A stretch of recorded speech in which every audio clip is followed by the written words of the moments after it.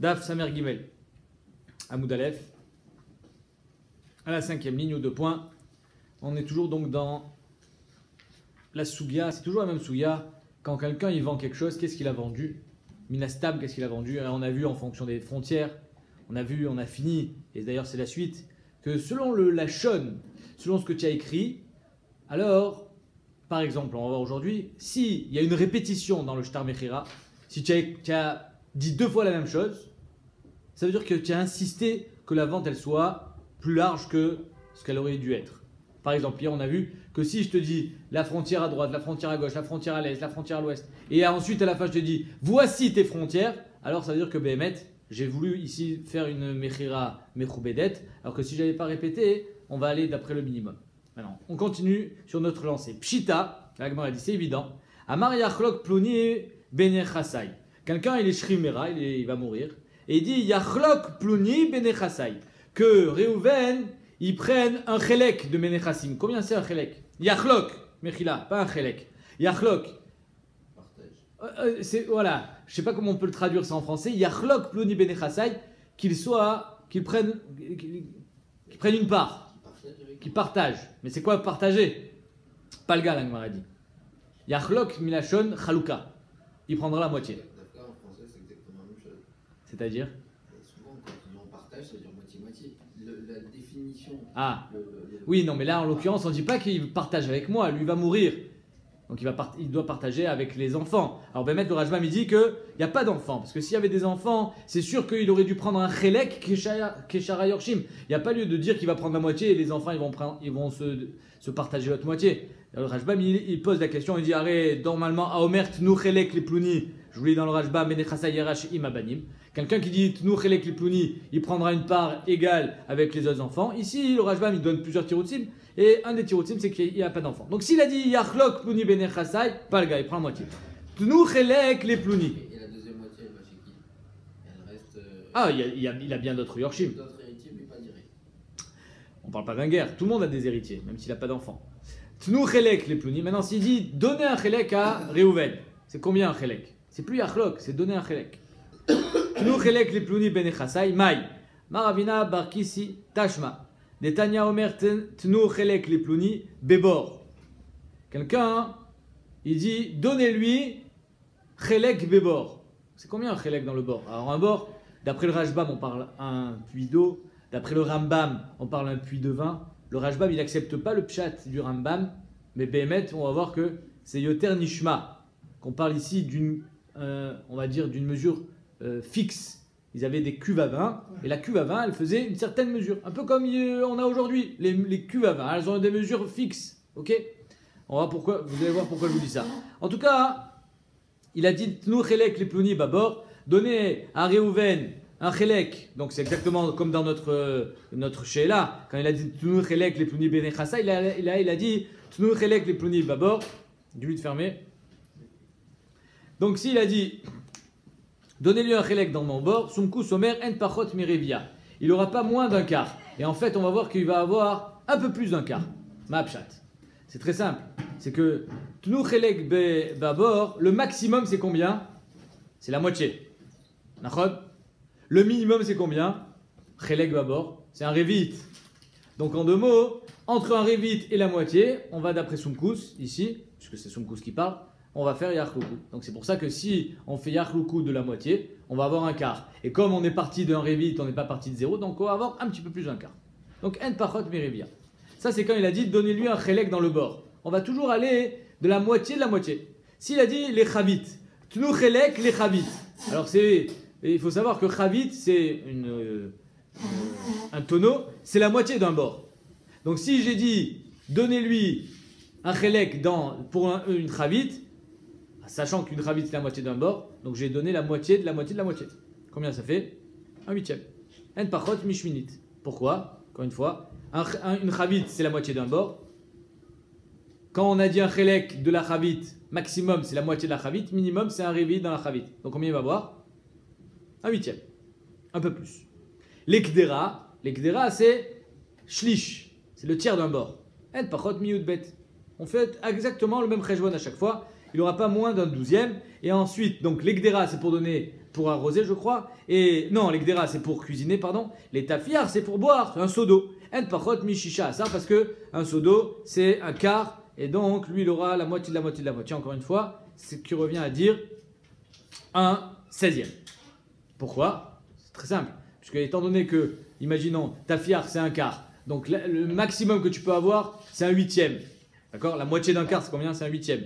Quand je te dis, donnez-lui un chélek pour un tafiar, c'est maximum la moitié du tafiar. Donc un 8e. Étant donné qu'on est d'après son couce, on prend son 8e, on le coupe en deux. Ça fait un 16e. Exactement comme la même chose pour la kedera, exactement pour la même chose pour la chavit. Donc ici, dans notre cas, nous, revenons à nos moutons, il a dit, nous chélek les plouni bene chassaï. Combien c'est le maximum de chélek? C'est chamishim achuz, 50%. Donc on va aller d'après son couce. Là, on part de 0, donc on va lui donner 25%. Donc tout nous chélek les plouni, on lui donnera 25%. 26. Hein? 26. Pourquoi 26? On veut dire un peu plus. Non, un peu plus, c'est quand on part avec une base. Mais quand on part de 0, vous savez le cholkin. Quand je te dis tnou chelek quand je te dis tnou chelek dans un bord, alors je pars pas de 0, je pars d'un révite. Mais quand je te dis tnou chelek les plouni, je pars de shaipruta. Alors tu as raison, effectivement, on va pas avoir 25% pile, mais on va avoir 25% plus shaipruta. C'est pas 26%. Ça dépend combien est le capital. Tanoura Banan. Ben Levi, on continue avec pour l'analyse des shonotes de quelqu'un qui a vendu. Ben Levi chez Machar Sadé l'Israël. Un Lévi qui vend un Sadé, il vend son champ à un Israël et il lui dit, va à Marlo, Almenat chez Maaser Rishon Sheli. Je te vends mon champ, mais le Maaser Rishon, tout le monde sait que le Maaser Rishon c'est le Lévi qui le prend, mais il te dit, moi je veux garder le Maaser Rishon. De toute façon, il va falloir que tu le donnes. Alors c'est moi qui le prends. Maaser Rishon Shelo, ça marche. Veimamar li ou le Vanaï. Maintenant, étant donné que c'est. Alors, chaque année ou juste au moment où il vend? Chaque année. Chaque année comme. Maintenant, au moment où le Lévi meurt, c'est fini. Pourquoi? Parce qu'étant donné que c'est pas, on va dire, un Tnaï Gamour, c'est pas ça qui va conditionner la vente. Je veux juste que tu me donnes le Maaser Rishon. J'ai pas dit que ça conditionne la vente. La vente, elle est chal. C'est pas un vrai Tnaï. Donc c'est pour ça que s'il est mort, ils ne donneront pas à ses enfants. Maintenant, s'il a dit, dans la formulation du shtar, il a dit Vimamar.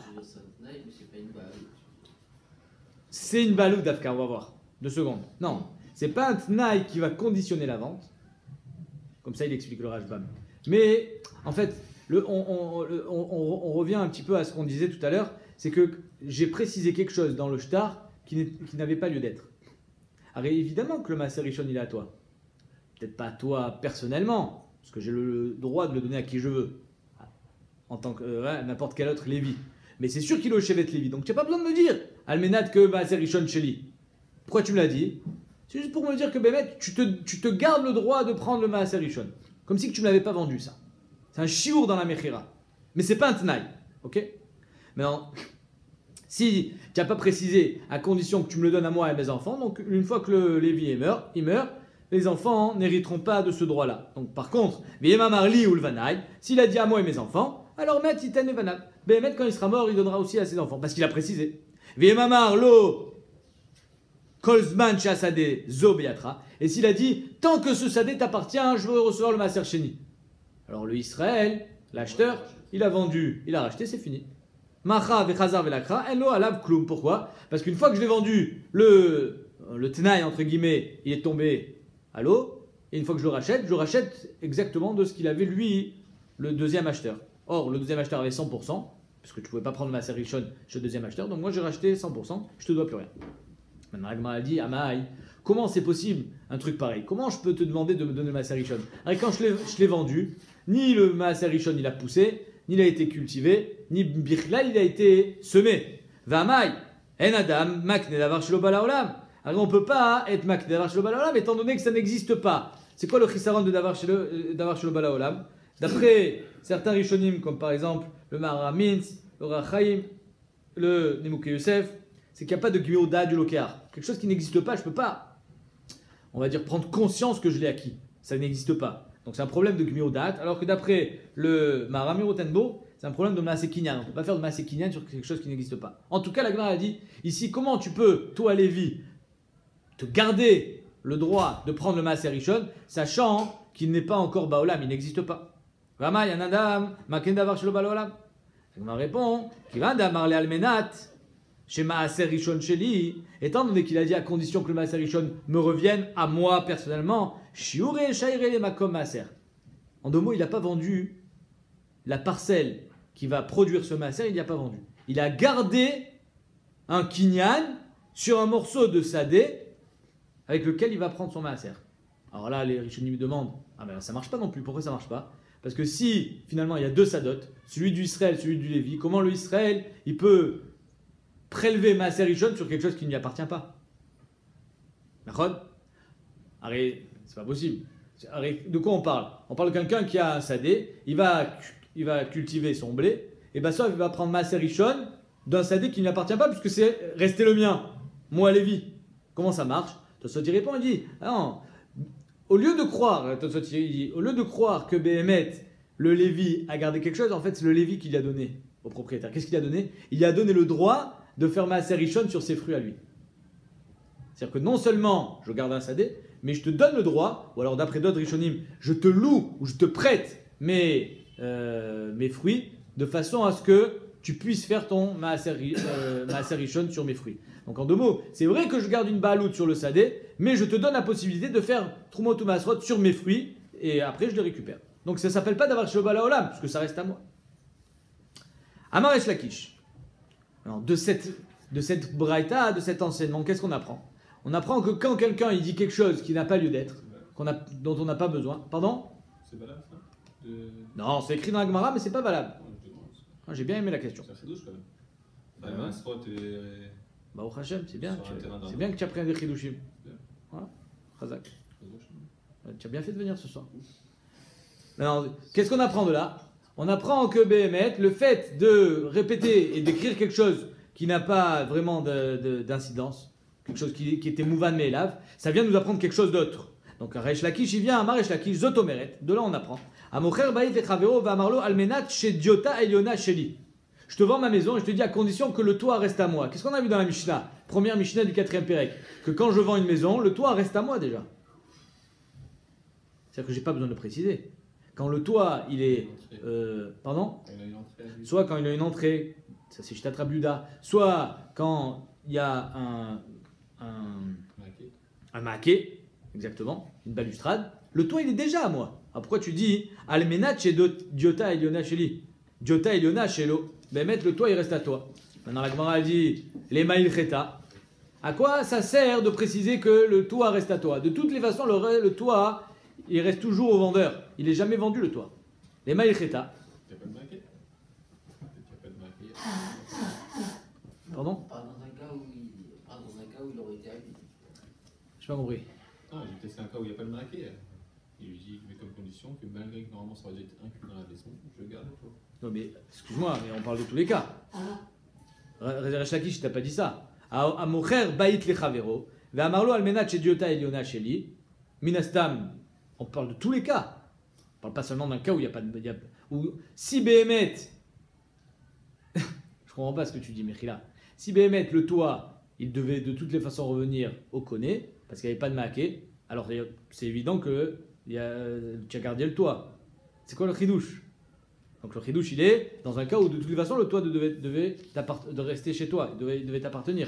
Donc la Gemara dit le maïl cheta. À quoi ça sert de préciser que le toit reste au vendeur, sachant que de toutes les façons le toit reste au vendeur?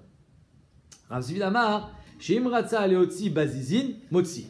Rav Zvid dit, il vient finalement garder une propriété sur le khatser. Je t'ai vendu une maison avec le khatser qui va autour. Et je dis attention, à condition que le toit reste à moi. Le toit, il reste déjà à toi. Et là, le kochar, tu viens inclure autre chose dans ça. Qu'est-ce que tu viens inclure? Que si tu veux sortir des poutres au-dessus du khatser, c'est-à-dire l'espace du khatser, tu ne l'as pas vendu.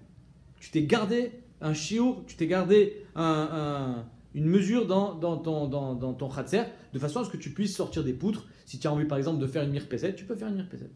Pourquoi? Parce que le fait d'avoir précisé quelque chose qui n'avait pas besoin d'être précisé, ça veut dire que tu t'es gardé une baloute sur ton khatser. Ça, c'est le pshat d'après Rav Zvid. Shimratza leotzi bazizin, motzi. Rapapa, il a notre pshat.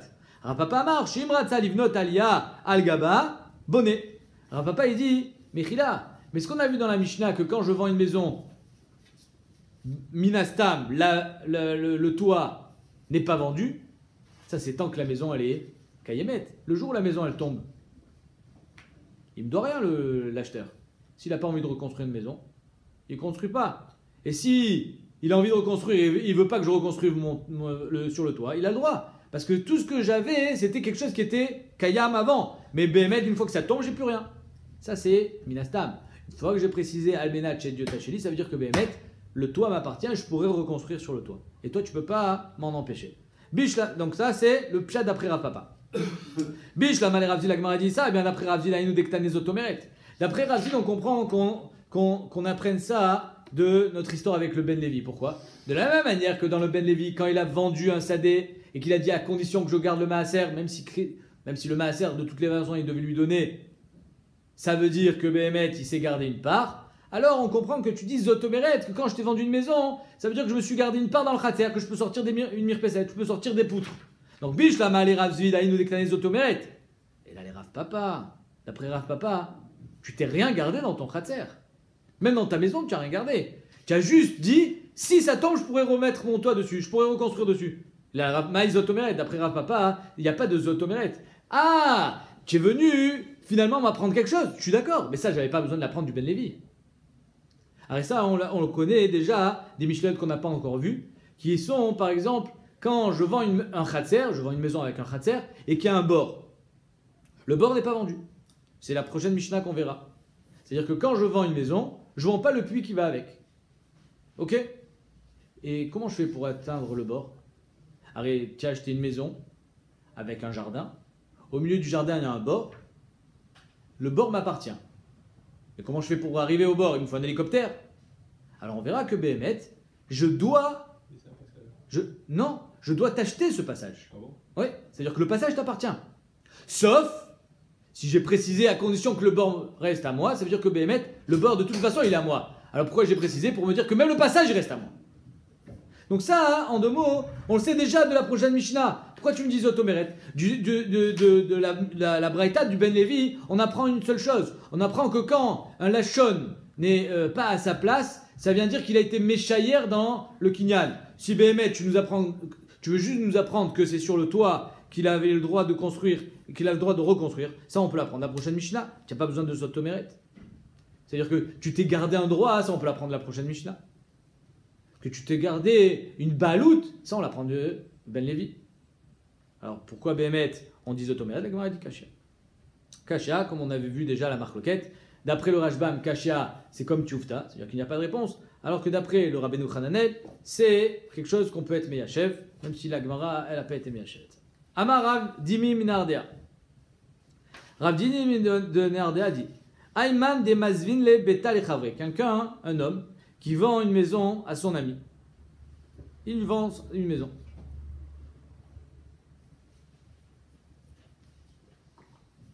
Afalgav de Katavle Umka Veruma.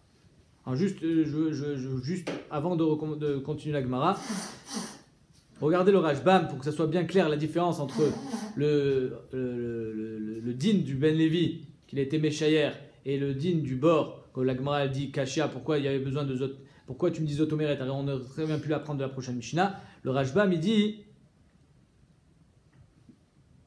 Des koltnaï, de l'oméane, maï de kaamar, et ane miya aleshir makom. Que toute naï, je suis dans les petites lignes, toute naï qui n'a pas de nafkamina, alors il marche au moins les shir makom. Vaïnou Zotomeret de kaamar et shlakish. Et c'est ça le Zotomeret de la shlakish. Vedav kaou, aval beno en le reshut leotzi zizin, ad shefaresh li ulvanai. Et c'est ça qu'on apprend. C'est-à-dire que, étant donné que Behemet, tu t'es gardé le droit de construire une mirpesset, c'est seulement toi, mais pas tes enfants. Exactement comme dans le Ben Lévi. Le Ben Lévi s'est gardé le droit sur le maaser, lui, mais pas ses enfants. Alors que de la Mishnah, qu'on verra au nom de Rabbi Akiva, je crois, Rabbi Akiva, ouais, dirait Rabbi Akiva, exactement, que d'après Rabbi Akiva, Tsarich Likach lo derer, mais si tu as dit, à condition que je ne te vende pas le bord, j'ai pas besoin d'acheter un derer, là, Behemet, ni moi, ni mon fils. C'est ça toute la différence. On voit la différence. Or ici, d'après Rav Zvid, Shimratzel Otzi Bazizin Motzi, c'est que seulement lui, mais pas son fils. Alors que d'après Rav Papa, Shimratzel Ivnot Alia Al-Gaba, apparemment, c'est parce que Behemet, j'ai un srout dans ce carca. Sinon, je ne pourrais pas construire une alia. Amar Rav Dimi Minardea. Rav Dimi dit, Rav Dimi Minardea dit, Ayman de Mazvin le Beta le Chavre. Un homme qui vend une maison à son ami, Afalgav de Katavle Umka Veruma, même s'il a écrit Umka Veruma, c'est quoi Umka Veruma? C'est les cavités sous la maison. Quand je vends une maison, tout ce qui est dessous la maison, je l'ai vendu ou pas? Quoi, oui? Oui. Pourquoi? Myanmar, je t'ai vendu une maison. C'est de la maison. Ça fait partie de la maison, sous de la maison? C'est Les la fondation fondements, il y a les fondements. fondation de la maison. Non, je te parle pas que je suis en train de t'abîmer la maison. À 50 mètres sous la terre, je peux passer? Alors la Gemara, on va voir. Afalgav de Katave Umka Veruma. Même si j'ai écrit Umka Veruma, c'est les cavités souterraines sous la maison, et Ruma est au-dessus du toit, même si je t'ai écrit ça, si je veux te donner aussi une baloute sur le bord, qui est dans le sadé, sur le bord qui est dans la maison, qui est dans le khatser, alors il faut que je te dise, tu as un kinyan des théom, je ne sais pas comment on peut traduire ça, des abîmes, jusqu'aux cieux. Si je t'ai pas rajouté Umka Veruma, ça veut dire déjà ça. D'accord? Umka, c'est dessous. Ça peut vouloir dire 50 cm. Umka Veruma? Je m'appelais les 30 cm sous le truc. Après, si je passe plus bas. Ah ben non, il faut le dire alors 50 cm. Comment tu peux donner un chiur pareil? La Gemara, elle comprend pas comme ça. Elle dit Umka Veruma, c'est ce qui est sous la maison. Et c'est ce qui est au-dessus de la maison. Tu as raison. Mais le bord, lui, il n'est pas inclus dans ce que tu as dit Umka Veruma. Comment on fait pour inclure le bord? Il faut dire un autre lachon. Il faut dire Miteom Ara Ve'adrum Rekia. Si tu n'as pas dit Miteom Ara Ve'adrum Rekia, tu n'as pas vendu le bord. Oui? Pourquoi il ne pas compris d'autant si tu dis que Umka c'est ce qu'il y a sous la maison? Bon, c'est pareil. Le bord, il n'est pas sous la maison. Il est à côté de la maison. On parle qu'il n'est pas sous la maison. Maïtama, la Gemara dit pourquoi? De Umka Veruma Bestama Lokane. Donc la Gemara dit parce que Minastam, quand je te vends une maison, sans écrire Umka Veruma, Behemet, tu as acquis la maison. La maison et tout ce qui va avec, les fondations. C'est-à-dire que je ne peux pas construire sur ton toit si je fragilise ta maison. Mais sans fragiliser ta maison, le toit ne t'appartient pas. C'est ce qui est marqué dans la Mishnah. Dans notre Mishnah, je t'ai vendu une maison, je t'ai pas vendu le toit. Pourquoi? Parce que je n'ai pas écrit Umka Veruma. Dans la Mishnah, on n'a pas parlé des cavités souterraines, mais il n'a rien mis. Si je veux passer sous ta maison sans l'endommager, je laisse tes fondations impeccables. Si je veux passer dessous, j'ai le droit de passer dessous. Pourquoi? Parce que si j'ai pas écrit Umka Veruma, Bestama Lokane. Alors pourquoi j'écris Umka Veruma? Pour dire que Bémet, dessous, j'ai pas le droit de passer.